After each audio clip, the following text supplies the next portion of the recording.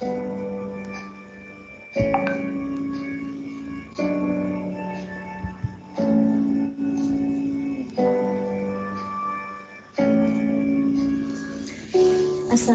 warahmatullahi wabarakatuh. Perkenalkan, saya Andri Martiana, dosen program studi Ekonomi Syariah Universitas Muhammadiyah Yogyakarta.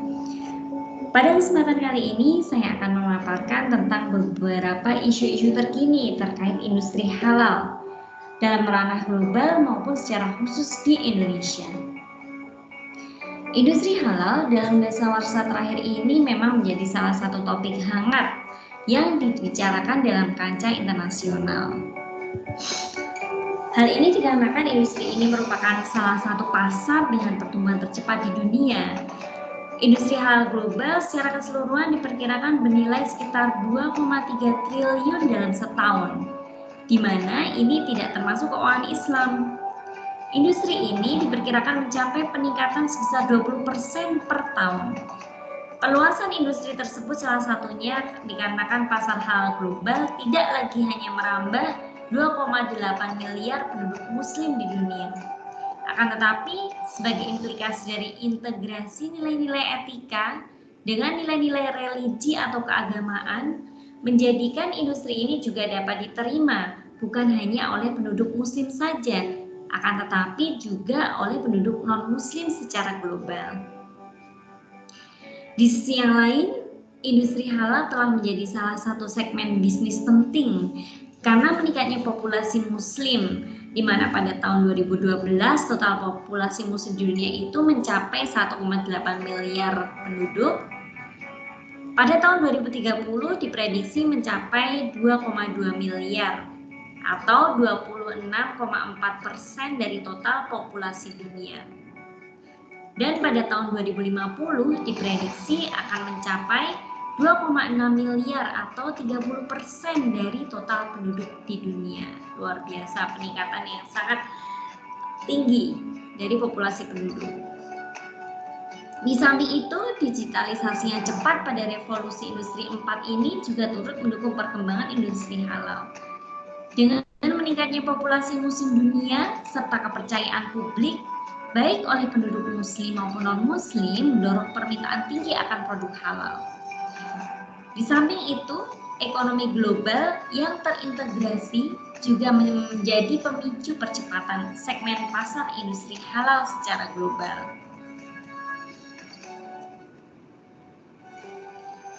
Hampir semua produk dapat termasuk dalam industri halal, baik itu makanan dan produk turunannya. Produk-produk lain seperti obat-obatan, kosmetik, produk-produk kesehatan, alat-alat mandi atau toiletries, alat-alat kesehatan, maupun komponen sektor layanan yang meliputi logistik, pemasaran, media cetak, dan elektronik, pengemasan, pencitraan merek atau branding, dan pembiayaan juga masuk dalam industri halal. Sektor lain yang masuk dalam industri halal yaitu jasa perjalanan, pariwisata halal, dan modest fashion. Kesemua produk halal tersebut memiliki potensi pengembangan produksi dan segmen pasar yang besar secara global. Sebagai contoh, pada produksi makanan halal saja memerlukan beberapa step, jalur, dan proses produksi, dari hasil pertanian hingga ke barang siap dikonsumsi. Sektor yang tidak kalah penting yaitu pariwisata halal dapat menjadi industri dengan potensi yang besar, meliputi beberapa aspek yaitu makanan, paket tujuan wisata, dan juga modest fashion. Area logistik halal juga dapat meliputi beberapa hal, yaitu yang pertama logistik pusat, yaitu penyimpanan atau gudang khusus dalam membantu distribusi dari produsen ke pelanggan global. Yang kedua yaitu transportasi logistik, yaitu pengangkutan khusus secara halal untuk menghindari kontaminasi silang selama pengangkutan. Selanjutnya, rute logistik juga masuk dalam logistik halal, yakni rute khusus dalam menghubungkan supplier dengan pelanggan untuk perputaran barang yang lebih cepat. Dan yang terakhir, manajemen logistik juga masuk dalam sektor logistik halal, di mana manajemen logistik ini mengawasi semua aspek rantai pasokan halal dari produsen atau distributor dan bertindak sebagai penyedia solusi dan informasi layanan. Dari beberapa contoh tersebut dapat dilihat bahwa peningkatan industri halal dapat menjadi pengembangan industri yang sangat besar dalam berbagai sektor. Ironisnya, masih banyak dari produk-produk industri halal tersebut yang belum tersentuh dalam ranah regulasi maupun pengembangan.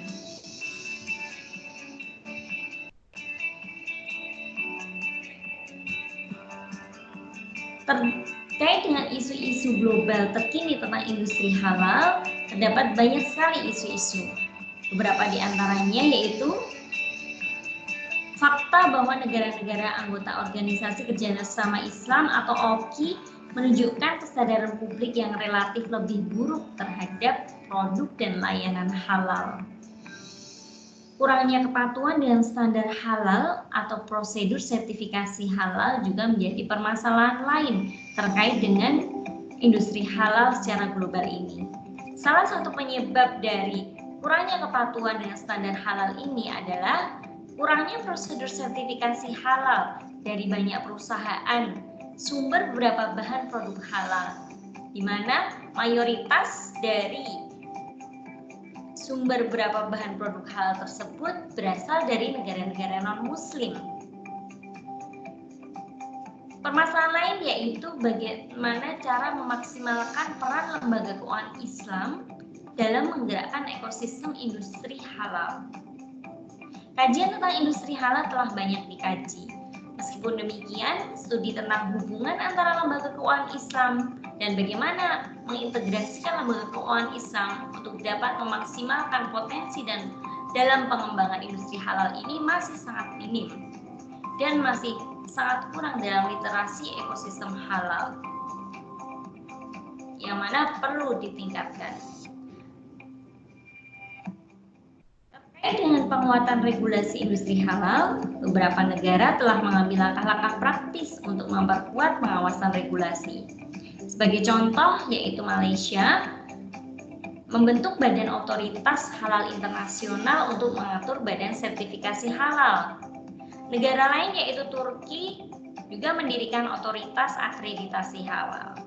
Pendirian badan ini sebagai bentuk dari keseriusan negara Turki dalam pengembangan industri halal di negara tersebut. Thailand dan Filipina juga membuat terobosan dalam memanfaatkan potensi halal dan menyediakan berbagai fasilitas bagi investor, manufaktur, dan peneliti. Selain itu, pemerintah Brunei telah mengambil langkah-langkah serius juga dan bahkan bercita-cita untuk menggunakan industri halal menuju pencapaian visi nasional 2035.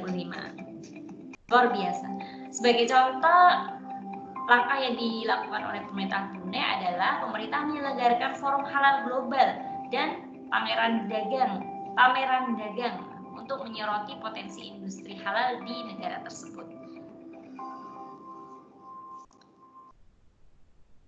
Yang saya paparkan barusan merupakan beberapa gambaran dari sisi regulasi di beberapa negara lain selain Indonesia. Lalu bagaimana dengan kondisi industri halal di Indonesia?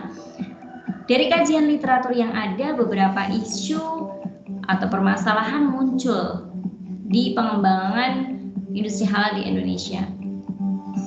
Yang pertama yaitu masih adanya ketidakseimbangan antara ketersediaan produk, permintaan, pasar, dan struktur institusi industri halal di Indonesia.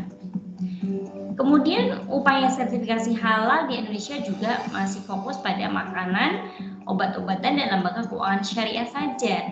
Adapun produk lain yang terkait dengan industri pariwisata misalnya dan media informasi masih perlu banyak ditingkatkan.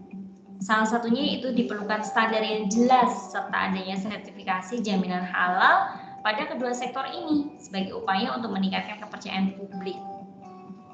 Potensi untuk mengembangkan pariwisata syariah di Indonesia sangatlah besar, namun praktik pariwisata syariah di Indonesia belumlah optimal. Jika ditinjau dari sektor institusional, industri halal di Indonesia masih sangatlah perlu ditingkatkan.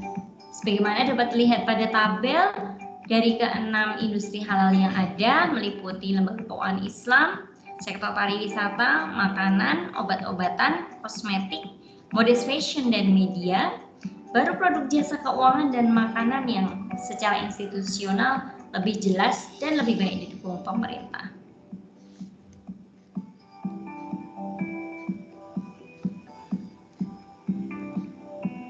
Dari pemaparan yang saya sampaikan dapat dilihat bahwasannya masih banyak yang dapat dieksplorasi dari industri halal baik di Indonesia maupun secara global. Baik itu dalam ranah regulasi, pengembangan produk, manajemen, dan institusional dari lembaga dari industri halal tersebut. Demikian yang dapat saya sampaikan terkait isu-isu global terkini tentang industri halal. Mohon maaf jika ada kesalahan dalam menyampaikan. Atas perhatiannya saya ucapkan terima kasih. Semoga apa yang saya sampaikan ini bermanfaat dan dapat memberikan inspirasi untuk eksplorasi lebih jauh dalam rangka pengembangan keilmuan selanjutnya, khususnya sesuai dengan topik ini. Wassalamualaikum warahmatullahi wabarakatuh.